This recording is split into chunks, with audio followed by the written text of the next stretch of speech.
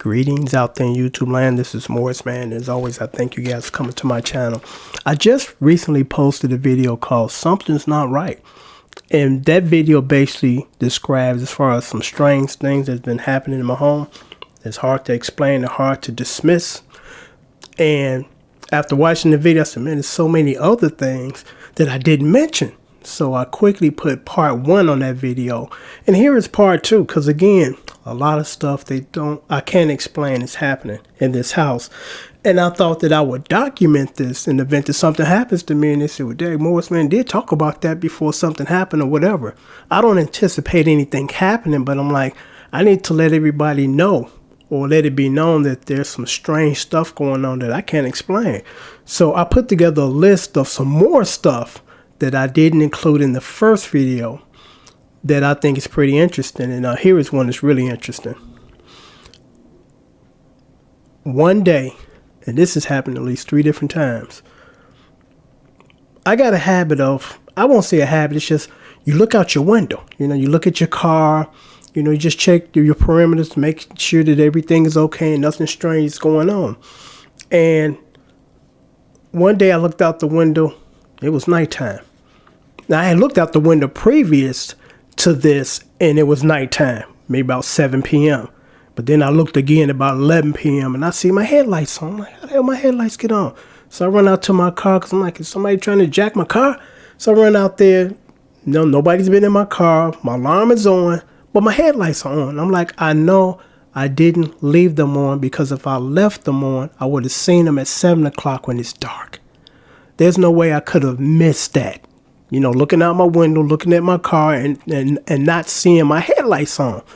So I just kind of, I'm like, well, maybe I did, even though I know I didn't.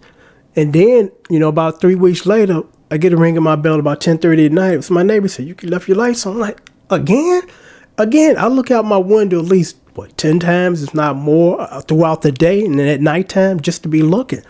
And I don't see no headlights on. So one day I was at my mechanic. I said, well, maybe there's some type of malfunctioning going on in my car that for some reason something's weird and it's turning the lights on. So I asked my mechanic, and because I explained to him, he said, no, there's nothing on your car, because there are some cars where when you don't turn the headlights on and you're driving, and as it gets dark, there's a sensor that turns the lights on if you forgot. I'm like, I don't have any of that stuff. So I thought that was really strange, because I'm like, there was a couple of times that I was outside, walked past my car, no, the lights wasn't on. 4 hours later, look out the window, my lights on. I'm like, I don't know what's going on with this. Because again, I checked with my mechanic. He said, no, there's nothing that I know that would just turn your lights on. You know, not on this car. So I thought that was weird. You know, couldn't explain it. Here's another one. I was going through my stuff and I had took pictures of my mom, you know, throughout the years. And I said, man, I'm glad I still got these. I miss my mom.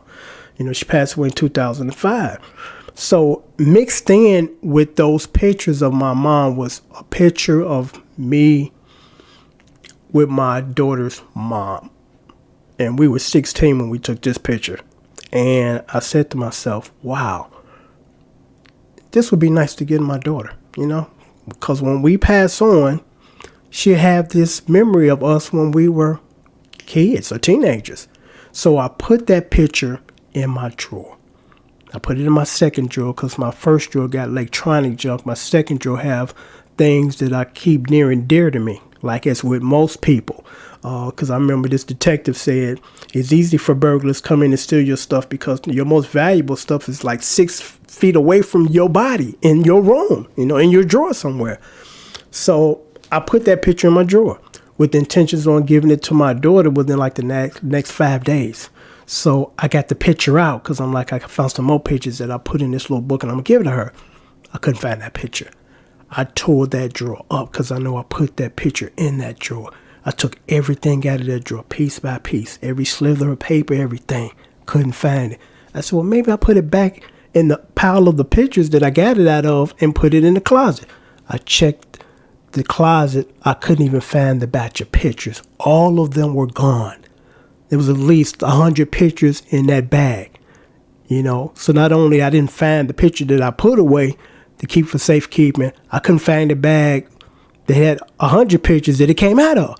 Because I'm like, okay, maybe I did put it in the bag and let me get the bag out. Bag was missing. I tore that entire second bedroom down. Nothing.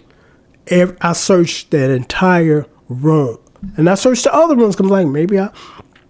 And then Rody took it into another room and put it down. Never found that picture. You know, I spent 3 days looking for that picture. I even went back in and tore down the bedroom, second bedroom again. I'm like, maybe I missed it, and you know, maybe my mind ain't working. Never found it. Never found the bag neither. You know, I'm like, what are the chances of me misplacing a bag with 100 pictures? You know, so that was a weird one. And I mentioned in the other video about the tape that I was looking for, and I never found. What makes that particular story so strange is it's as if whatever taking my stuff know that I'm going to be looking for this particular stuff. And at this particular time,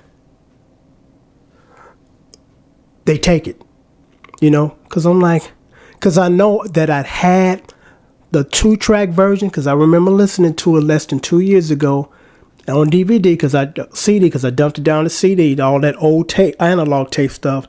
And I remember listening to it because I kept saying to myself, man, I was tearing that bass up back in the day. I'm like, I'm jamming here, you know, because I don't play bass that much like I used to. And then the way that it was recorded, the bass has some nice punch to it. You know, so I know that I had it. It ain't like I misplaced it 5-10 years ago and you know, I'm still thinking I got it. I remember vividly listening to that particular song and saying, man, that was a good song. And the bass line was slamming. Like I told you, I went through all those tapes, couldn't find that particular song. And about maybe 2 months ago, because I had ordered these supplements, and I'll stick it up here, Dr. Guntry's Total Restore. And what that does is restore gut health to your system, because I'll make a long story short regarding this, because this is not tied into this video. I'm real big on supplements because several years ago I got sick because I was giving too many antibiotics. I developed a yeast overgrowth called Candida, almost killed me. And unfortunately, that's a condition that the medical industry refused to recognize. And one reason because they're the culprits in creating this condition, because antibiotics is the most overprescribed prescription in this country. They write them up like candy and give it to you. And what's really bad about that is after 7 days, because they tell you stop taking these after 7 days. And you never question that. It's like, why can't I? The reason why is it's destroying your good bacteria along with the bad bacteria that they're making you sick, like a virus or something like that. But I ordered about 7 bottles. I still have the invoice that I ordered. About 7 bottles, cost me about $200 for all of those. So I was running low on the bottle that I had on my counter. I said, let me go into this room, the utility room where I keep the rest of them that I bought. They were still in the boxes or in the box, about 4 or 5 or 6 of them, I think. I go in there, I find the box, but I don't find the supplements. So I asked my wife, I'm like, did you take these? And she had no reason because she's taking these off the counter too. And she said, no. She said, I don't even know where you kept them. And I'm like, they were in this utility room in the box. I found the box and the invoice, but I don't find the ones that we haven't used. I spent 3 hours looking everywhere because I'm like, it can be only 1 or 2 places, in the utility room or in the bathroom. I checked the bathroom, the utility room, and other places in the house. Never found them. They never resurfaced. And there's nobody that lives here taking anything because there's nobody here but us, you know? So another mystery, you know, where did all those supplements go that weren't used? And okay, let me go with another one. Okay, let me see. Oh yeah, again with the headlights thing, because this is another weird one. And it's the headlights thing again. Sunday morning, we got up to go to the store. It had to be about 9 o'clock when we got out of here. Daylight, summertime, beautiful conditions, not cloudy, not raining, or nothing, any of that sort. So there would be no reason for me to turn my headlights on. The only time I turn my headlights on in the daytime when it's like poor visibility. It's raining, there's some fog going on, it still look kind of dark when it's daylight or the middle of the day. That's the only time I turn my headlights on, with the exception, of course, at night. So I know I did not turn the headlights on. You know, it would have made no sense for me to do that. And I've had my car over 10 plus years, so I know my car and I know what I do to the car when I get in the car. Later on that night, look out the window, headlights on. Like, how did the headlights come on when I didn't turn them on today? You know, so that's another weird one. And I'm going to wrap this up quickly. This happened actually today, because I told you how lately my cat's been freaking out. She won't let me out of her sight. And what she has started to do, which is kind of tripping me out and scaring me, because she's still little. And when I sit on my couch and lean back, when she comes to the couch, she's small enough where I only see her little 2 ears sticking up, you know, from the couch. You know, and she would sit there now for like 30 minutes if I don't kind of calm her down or shoot her away. Because I'm like, you're kind of making me nervous because you're just sitting here for 30 minutes staring at me. You know, won't move, won't waver. It's like, what do you want? I know you're not hungry. So I'm like, I don't know what's going on with you. Because again, for the last 3-4 days, she won't sleep in her bed. She sleep under my foot. She won't let me out of her sight. She follows me wherever I go. You know, and today I was sitting in the couch. My wife was taking a nap. And the cat was over near this little thing that it's like a little play toy for her. She kind of sometimes just play with that thing and kind of lean up against the wall. So I'm sitting there and I heard this noise. And I can't describe what the noise was because I know it wasn't noise, like, you know, the floor settling or something settling in the garbage or something fell off or something. It sounded like, because when I explained this to my wife, because not only I heard it, I looked at the cat, and the cat looked up and looking around, because, you know, cats got much better hearing than us. And dogs, they hear stuff starting to happen before we hear it, you know. And the cat raised up, looked around. So I'm like, I know whatever it was, the cat heard it too. It wasn't me. And when my wife came in and explained it, she said, what did it sound like? I said, it's a sound like I've never heard before. And the best way to describe it, if I can describe it, was whatever it was alive. It was breathing. It was alive. It wasn't a object that fell or, you know, the floor getting creaking or weather or something on the roof. That's the best way I can describe it. That whatever it was alive, you know. It sounded like it had life to it, as opposed to, again, floor squeaking, some wind blowing, some debris falling off and hitting the floor, whatever, you know. And again, I'm going to sign off, but I just want to mention this because I don't know what it is, but whatever it is, it knows ahead of time what I want or trying to, you know, gain access to when it takes it. Because again, with that tape, all my other stuff that I know about I can find. All the stuff I've done 25 years ago, I can still find because I know I still have it. That one particular song, couldn't find no versions of it. The scratch, the master, or the 2-track final version. You know, it just went missing. And again, whatever's taking this stuff knows ahead of time what it's going to take because it knows I'm about to come look for it. Like those CDs or those DVDs of those movies. This has been sitting here for almost a year. I look at it every night before I go to bed. It's sitting right here on my TV stand in this little, you know, CD cover case that holds like 50 CDs. Last week I decided, because I had some extra time again to watch, and I'm like, I'm going to relax this week because I've been really working hard musically.